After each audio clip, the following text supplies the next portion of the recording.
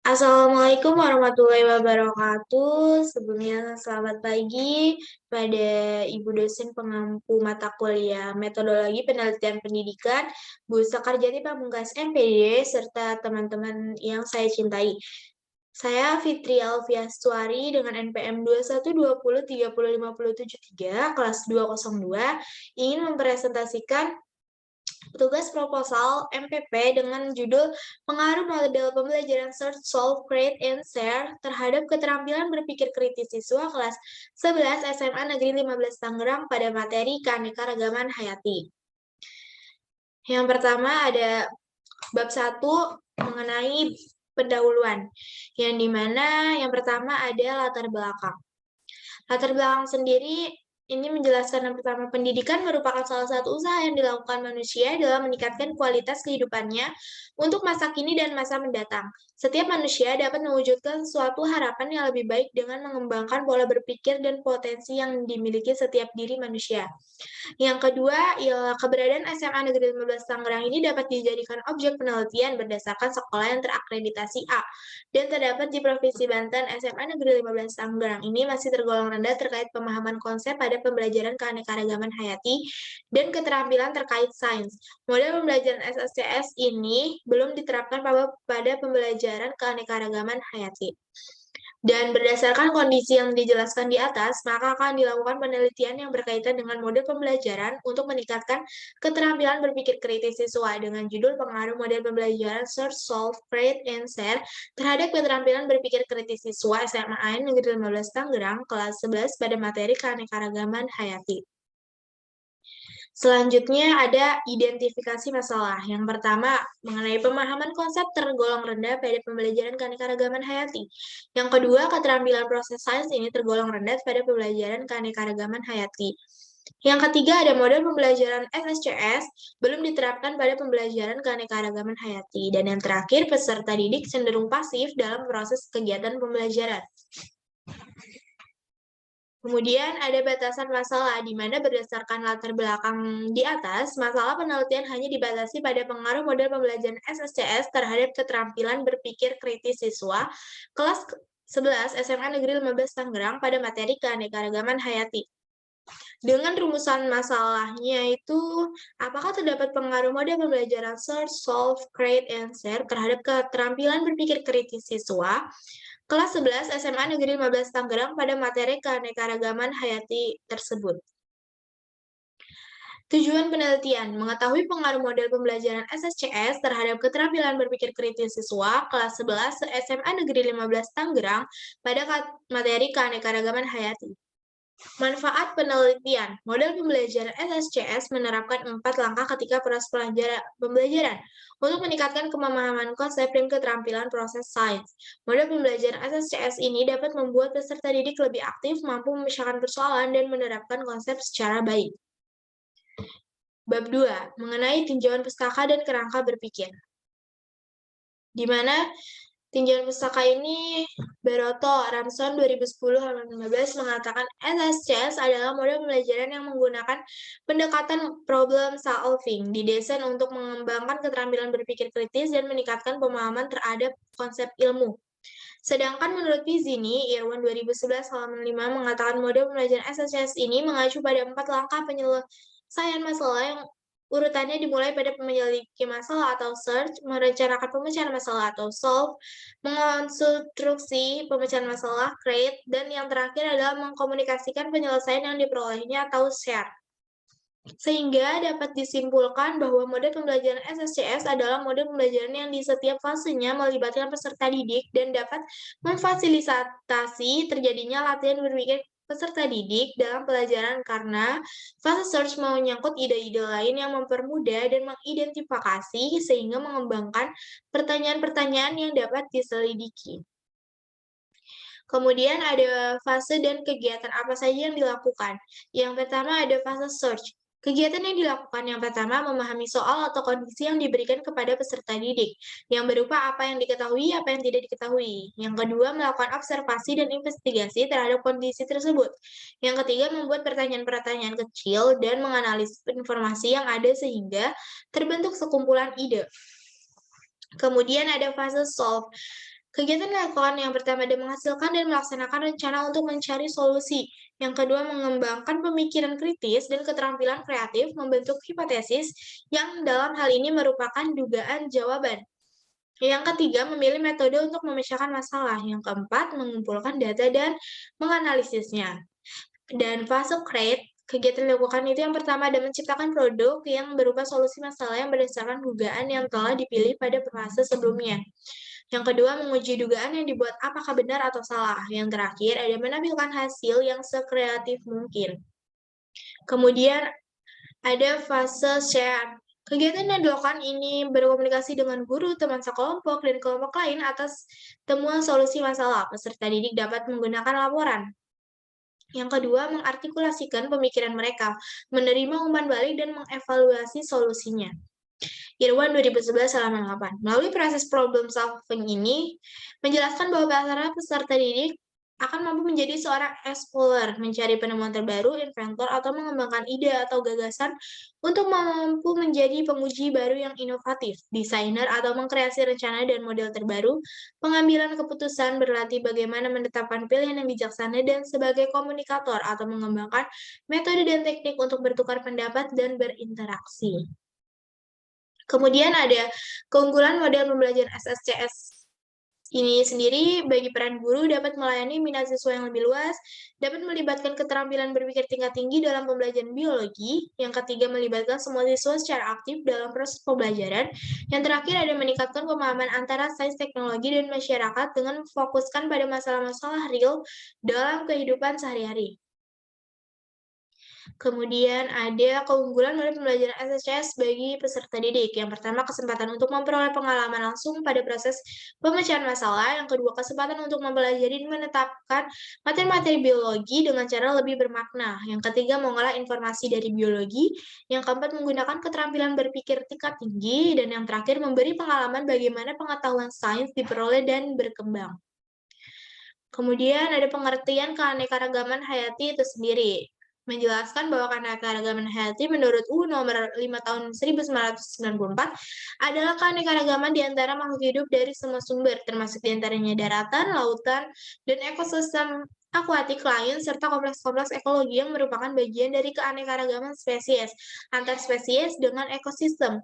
Tingkat keanekaragaman hayati seperti berikut, ada keanekaragaman gen pada jenis jeruk, keanekaragaman jenis atau spesies pada hewan, dan keanekaragaman ekosistem. Hasil penelitian terdahulu, yakni nama penelitiannya Meki Saputra, judulnya penerapan model SSCS dengan metode eksperimen pada konsep fluidastatis untuk meningkatkan hasil belajar siswa di kelas 11 IPA 1 SMAN 4 Kota Bengkulu. Tempat penelitiannya SMAN 4 Kota Bengkulu. Hasil penelitiannya dengan menerapkan model pembelajaran SSCS, hasil belajar fisika dari siklus 1, siklus 2, dan siklus 3 mengalami peningkatan. Perbedaannya, variabel terikat yang digunakan pada peneliti meningkatkan hasil belajar pada materi keanekaragaman hayati, sedangkan sampel yang digunakan oleh Meki Saputra adalah konsep fluidastatis di kelas 11 IPA 1. Persamaan antara penelitian Meki dengan penelitian ini adalah model pembelajaran search, solve, create, and share sebagai variabel bebasnya. Kemudian di sini ada kerangka berpikir, di mana ada kondisi awal, tindakan, dan kondisi akhir. Kondisi awal sendiri ini menjelaskan tentang guru belum menggunakan model pembelajaran, yang dimana akan menghasilkan hasil belajar yang rendah.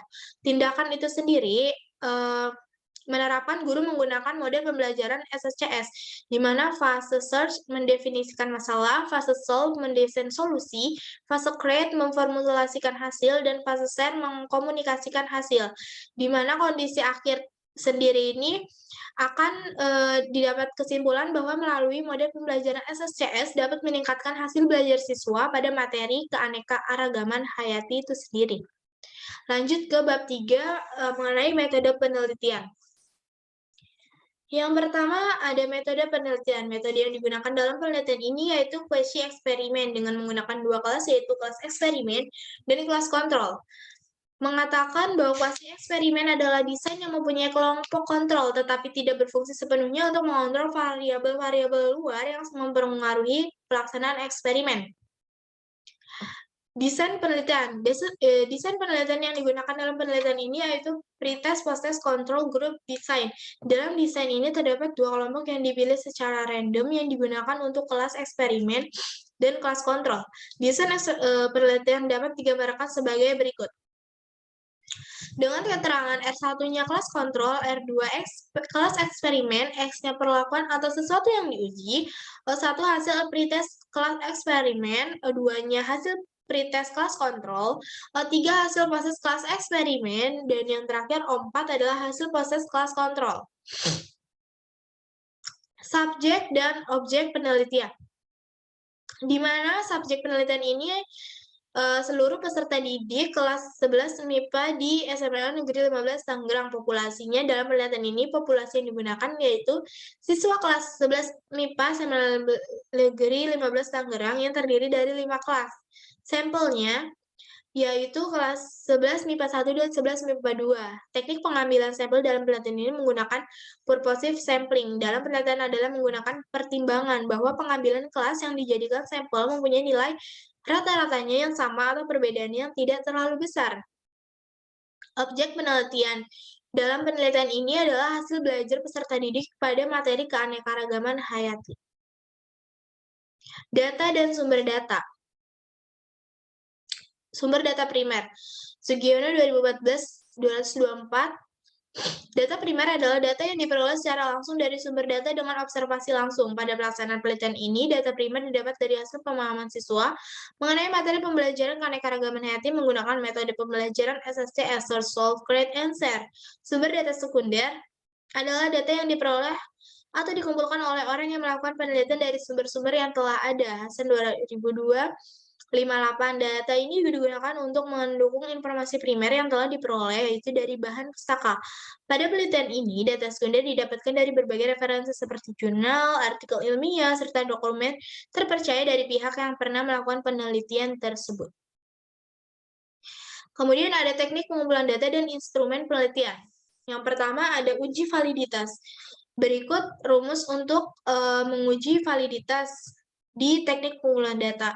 Dan ini rentang nilainya 0,8 sampai 1 itu sangat tinggi, 0,6 sampai 0,8 itu tinggi, 0,4 sampai 0,6 cukup, 0,2 sampai 0,4 itu rendah, 0,0 sampai 0,2 itu sangat rendah. Kemudian ada uji reliabilitas. Berikut rumus untuk menguji reliabilitas dengan rentang sebagai berikut. Kemudian ada daya pembeda dengan rumus perhitungan seperti ini, dan rentang seperti ini, jelek, cukup baik, baik, dan sangat baik. Kemudian ada tingkat kesukaran, di mana rumusnya P sama dengan B per JS, dengan rentang 0 sampai 0,3 sukar, 0,3 sampai 0,7 sedang, 0,7 sampai 1 itu mudah. Dan instrumen penelitian itu sendiri meliputi tes kognitif dan penilaian sikap, di mana tes kognitif ini tes pilihan ganda atau multiple choice test. Soal tes yang digunakan adalah soal penguasaan konsep siswa pada materi keanekaragaman hayati. Instrumen yang digunakan pada penelitian ini berupa soal objektif pilihan ganda dengan 5 pilihan A, B, C, D, atau E. Penilaian sikap sendiri itu instrumen penilaian skala sikap atau efektif berupa lembar penilaian sikap untuk mengetahui perilaku siswa pada proses kegiatan belajar mengajar. Berikut aspek yang dinilai untuk penilaian sikap. Yang pertama ada rasa ingin tahu, yang kedua keterlibatan dalam melakukan diskusi, yang ketiga ketekunan dan tanggung jawab dalam belajar dan bekerja baik secara individu maupun berkelompok. Yang terakhir ada bekerja sama dalam kelompok. Kemudian ada penilaian keterampilan. Lembar penilaian keterampilan atau psikomotor digunakan pada penelitian ini untuk mengakses atau mendapatkan informasi tentang keterampilan peserta didik saat proses pembelajaran berlangsung. Berikut instrumen penilaian psikomotor yang akan digunakan. Seperti ini contohnya ketika sudah diaplikasikan. Kemudian ada teknik analisa data, uji normalitas.